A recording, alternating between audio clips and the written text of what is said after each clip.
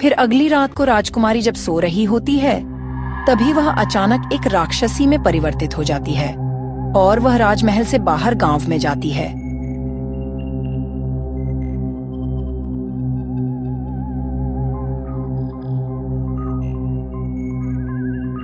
और गांव के लड़का को ढूंढने लगती है। तभी एक लड़का सोया हुआ मिलता है। वह राक्षसी लड़के को उठाकर जंगल ले जाती है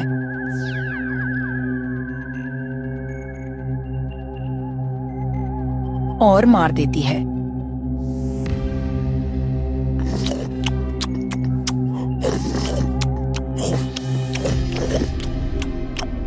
एक छोटे से राज्य आनंदपुर में राजा शंकरदेव का शासन था। राज्य समृद्ध, शांतिपूर्ण और खुशहाल था।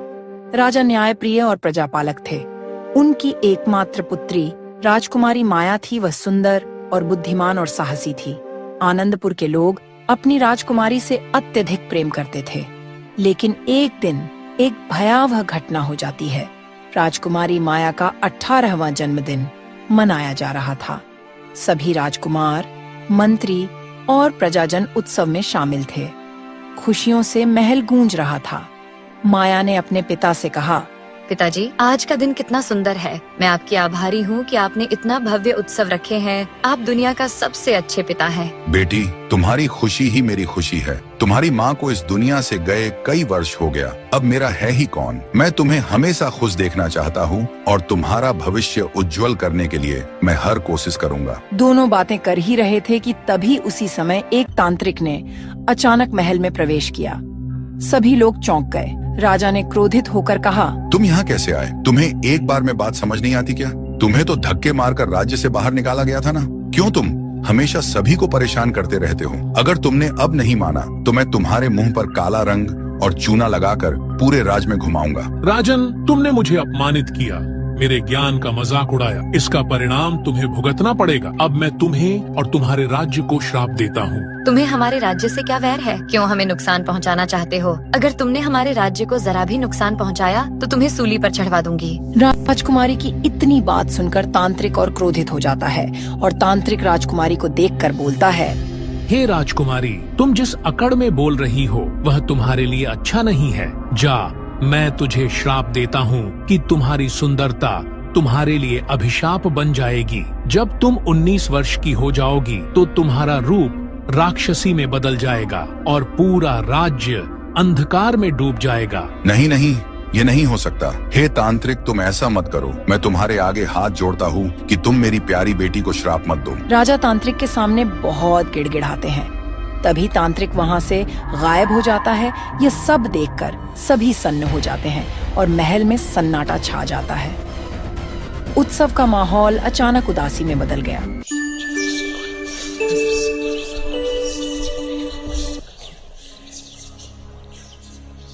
कुछ साल बाद जब राजकुमारी 19 साल की हुई तो राज्य में संकट सा आने लगा और राज्य में भूखमरी आने लगी। मंत्री जी, ये हमारे राज्य को क्या हो गया है? कुछ समझ नहीं आ रहा कि हमारे राज्य में इतनी परेशानी क्यों हो रही है। महाराज, लगता है कि हमारे राज्य में कोई संकट आने वाला है।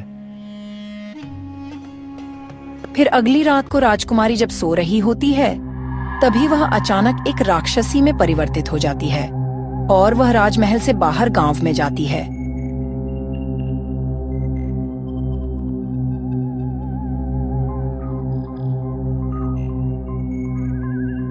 और गांव के लड़का को ढूंढने लगती है। तभी एक लड़का सोया हुआ मिलता है। वह राक्षसी लड़के को उठाकर जंगल ले जाती है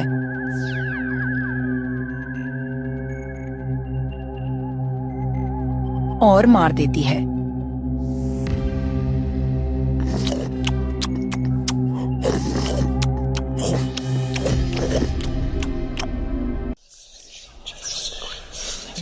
फिर अगली सुबह गांव में हाहाकार मच जाता है। अरे भाई, तुम्हें पता है कि रात से ही रामू का बेटा लापता है। वह खोज खोज कर परेशान हो गया, लेकिन उसका लड़का अभी तक नहीं मिला। अरे भाई, यह तुम क्या कह रहे हो? यह कैसे हो सकता है? उसका लड़का तो बहुत ही चालाक और बुद्धिमान था। वह कैसे गायब हो सकता है? इधर रामू की पत्नी का रो रो कर बुरा हाल था।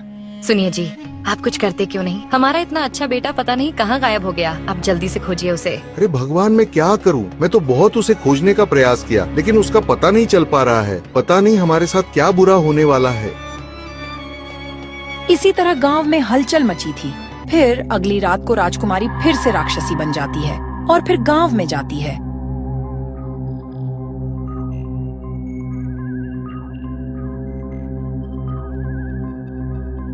और गांव वालों को खोजती है, मगर कोई नजर नहीं आता है। तभी एक बूढ़ा आदमी चारपाई पर सोया हुआ नजर आ जाता है। वह उसका गर्दन दबा लेती है और जंगल में घसीटते हुए ले जाती है और उसे भी मार देती है और उसके पैर को खाने लगती है। अब तो मैं इसी तरह सबको मार डालूंगी और सबको मार कर खा जाऊंगी। अब मेरा ही इस दुनिया में राज चलेगा। फिर अगली सुबह गांव में सभी लोग बहुत चिंतित हुए। अरे बूढ़ी अम्मा, ये हमारे गांव में क्या हो रहा है? हर रात कोई न कोई गायब हो जा रहा है। हाँ बेटा, ये तो बहुत ही बुरा हो रहा है। अब हम लोग क्या करेंगे? कुछ समझ नहीं आ रहा है। सभी गांव के लोग राजा से इस मुसीबत के लिए सहायता मांगने के लिए गए। महाराज, आप हमें बचा लीजिए। पता नहीं कैसे हमारे गांव के लोग एक एक करके हर रोज लोग गायब होते जा रहे हैं। आप हमारी कुछ सहायता कीजिए। ये कैसे हो सकता है? हमारी प्रजा में ये कैसा अनर्थ हो रहा है? मंत्री जी, गांव में कुछ सैनिकों को रात को लगा दो पहरा देने के लिए, ताकि हम भी तो जाने की आखिर वह कौन है जो हमारी प्रजा को एक एक करके गायब कर रहा है। फिर अगली रात कुछ सैनिक गांव में पहरा देने लगे। तभी वह राक्षसी गांव में आती है और अपना शिकार खोजने लगती है।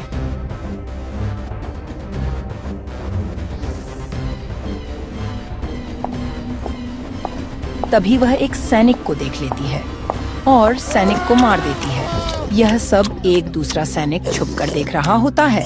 वह डर के मारे कुछ नहीं बोलता है। फिर अगली सुबह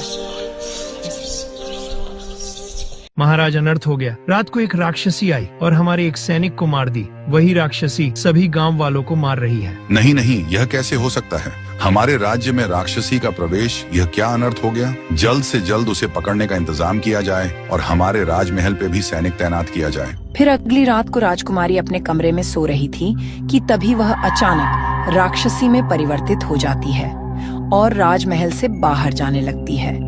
तभी एक सैनिक उसे देख लेता है और वह डर के मारे राजा के कक्ष में जाता है और सारी बात बताता है। ये तुम क्या कह रहे हो सैनिक? हमारे राजमहल से राक्षसी बाहर गई है, ये कैसे हो सकता है? चलो जल्दी से राजकुमारी के कक्ष में कहीं। वह राक्षसी हमारी राजकुमारी को तो कोई नुकसान नहीं न पहुंचाई है।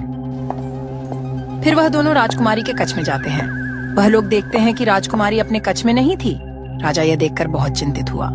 सैनिक, यह क्या? यहाँ तो राजकुमारी है ही नहीं। राजा साहब, लगता है कि राजकुमारी ही राक्षसी बन गई है और वही सबको मार रही है। हम लोग को यहीं छुपकर उनका इंतजार करना होगा। हाँ सैनिक, तुम सही कह रहे हो, लेकिन ये कैसे हो सकता है? लगता है कि यह वही तांत्रिक का श्राप है जो राजकुमारी को राक्षसी बना दिया है। राजा समझ जाते हैं और वह छुपकर राजकुमारी का इंतजार करने लगते हैं। इधर राक्षसी गांव में जाकर एक औरत को उठाकर जंगल ले जाती है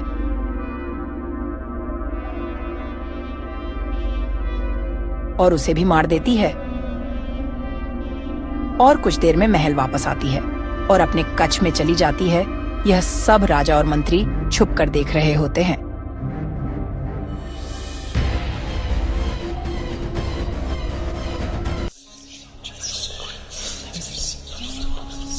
फिर सुबह को राजा राजकुमारी के कक्ष में जाते हैं तो देखते हैं कि राजकुमारी अपने असली रूप में हो गई थी। राजकुमारी, क्या तुम्हारी तबीयत खराब है क्या? तुम कई दिन से देर से उठती हो। कुछ परेशानी है तो बताओ, उसका भी निवारण होगा। पिताजी, पता नहीं मुझे क्या हो गया है। मैं जब रात को सोती हूँ तो मुझे बुरे बुरे सपने नजर आते हैं और जब सुबह को उठती हूँ तो मेरी शरीर बहुत दर्द करती है। राजा राजकुमारी की बात सुनकर समझ जाते हैं कि राजकुमारी अपने होश में नहीं रहती है, इसीलिए वह सभी को मारती है। राजा डरते हुए राजकुमारी से सारी बात बताते हैं।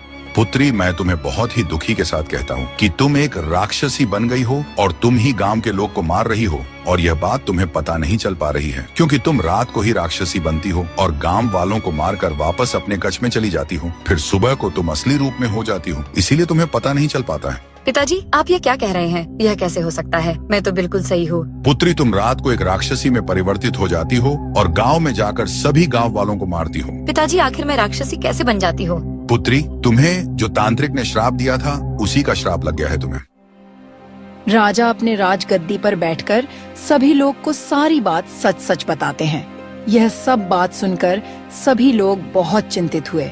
मंत्री जी, मेरी पुत्री को जल्द से जल्द सही करने का उपाय कीजिए। हाँ महाराज, उस तांत्रिक के पास बहुत काली शक्तियाँ थीं। उसके श्राप का प्रभाव घातक होता है। हमें किसी ऐसे व्यक्ति की आवश्यकता है जो इस श्राप को तोड़ सके। महाराज, हमारे राज्य के पास ही एक आश्रम है जहाँ एक महान ऋषि रहते हैं। वे शायद हमारी मदद कर सकते हैं। तो देर किस बात की मंत्री जी, उन्हें जल्द संदेश भेजा जाए। हमें उनकी सहायता की आवश्यकता है। पिताजी, मैं इस राज्य और श्राप को सही करने के लिए जो भी करना होगा मैं वह करूँगी। बेटी, मैं तुम्हें किसी खतरे में नहीं डालना चाहता। पिताजी, मैं अपने और अपने राज्य के लिए मैं सब कुछ करूँगी, लेकिन मैं अपने राज्य को और अपने आप को कुछ नहीं होने दूंगी।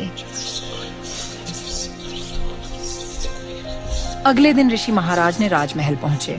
राजा ने उनका स्वागत करते हुए कहा, मुनिवर, हमारी सहायता करें। हमारा राज्य और हमारी पुत्री संकट में है। राजा ने सारी बात ऋषि से बताई। ऋषि ने ध्यान से पूरी कहानी सुनी और कहा, राजन, श्रापित व्यक्ति स्वयं ही इस श्राप को तोड़ सकता है। राजकुमारी माया को एक कठिन यात्रा पर जाना होगा। उन्हें 3 चुनौतियों का सामना करना होगा और यदि वे सफल होती हैं तो श्राप टूट जाएगा। मैं तैयार हूँ मुनिवर, मुझे बताइए कि मुझे क्या करना होगा। पहली चुनौती है साहस की परीक्षा। तुम्हें डरावने जंगल में जाकर शेर के दांत लाने होंगे। दूसरी चुनौती है बुद्धि की परीक्षा। पहाड़ों के पार एक प्राचीन मंदिर है जहाँ एक पहेली का उत्तर देना होगा। तीसरी और अंतिम चुनौती है त्याग की परीक्षा। तुम्हें अपनी सबसे प्रिय वस्तु का त्याग करना होगा।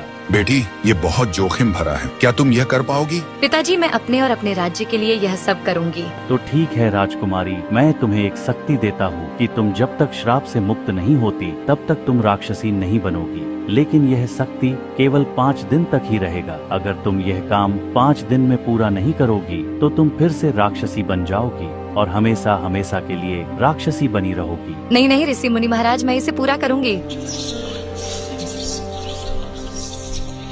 माया ने यात्रा की तैयारी शुरू की और उसके साथ उसके एक विश्वासी सैनिक भी गया।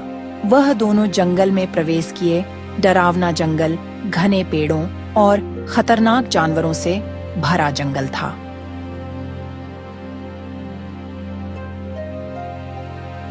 रास्ते में उन्हें कई बाधाएं मिलीं।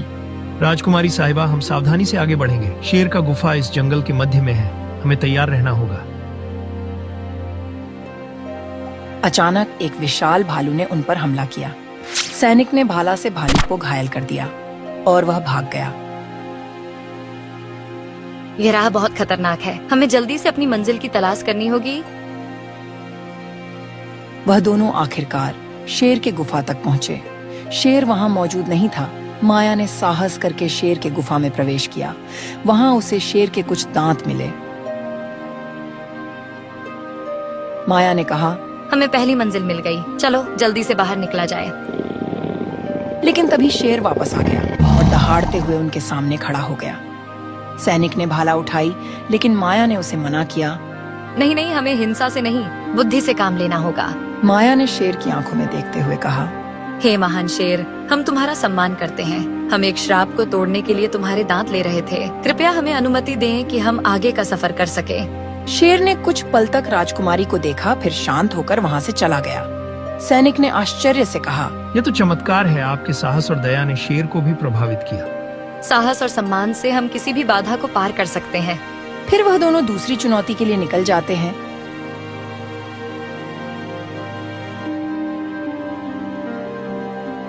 वह दोनों पहाड़ों के पार स्थित प्राचीन मंदिर के पास जाने लगते हैं। वह रास्ता बहुत कठिन था। पहाड़ों की चढ़ाई करते हुए मौसम खराब होने लगता है। राजकुमारी साहिबा, यह तो तूफान आ रहा है। हमें आश्रय ढूंढना होगा। वहाँ देखो, एक गुफा नजर आ रहा है। हमें वहाँ जाना होगा। उन्हें एक गुफा मिली जहाँ वे रात बिताने का फैसला किया और गुफा में जाते हैं और आराम करते हैं। फिर अगली सुबह मौसम साफ हो गया था। वे मंदिर पहुंचे। मंदिर के द्वार पर एक वृद्ध साधु बैठे थे।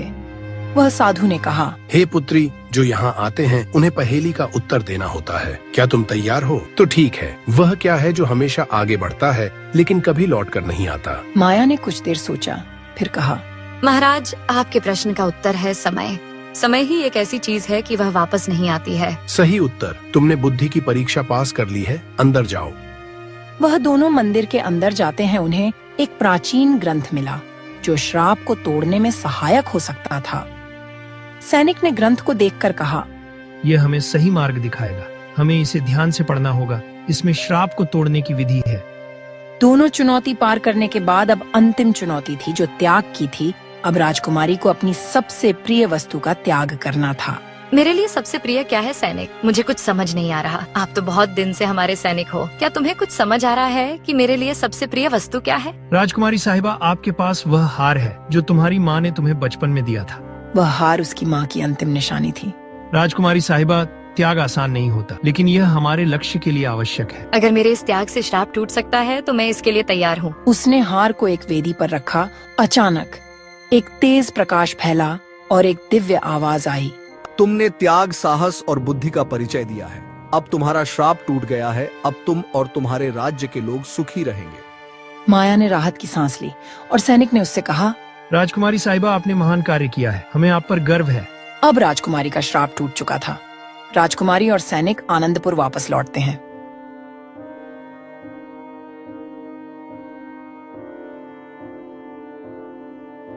राजमहल जाते ही सभी बहुत खुश हुए। बेटी, तुमने असंभव को संभव कर दिखाया। मुझे तुम पर गर्व है। तुम जैसी बेटी सभी को मिले। श्राप का टूटना हमारे राज्य के लिए नया सवेरा लेकर आया है।